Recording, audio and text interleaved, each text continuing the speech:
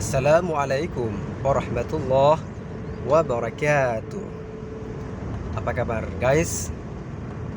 Inilah pemandangan indah di jalan menuju Banda Aceh. Ini kiri kanan penampakan hutan-hutan yang indah.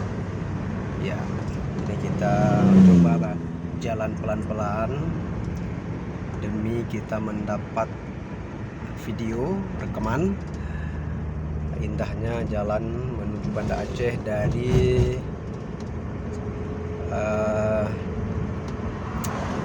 Padang Tiji.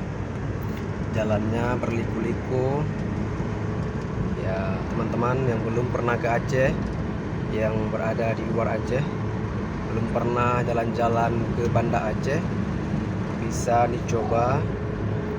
Ini pemandangan yang indah karena jalannya naik turun dan berbelok-belok ya. Oke teman-teman, selamat menikmati pemandangan indah.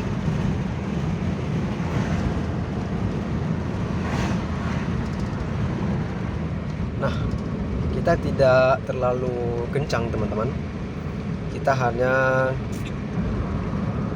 sekitar kecepatan 60 sampai 80 aja, biar kita lebih nyaman dalam mengambil video dan rekaman ini.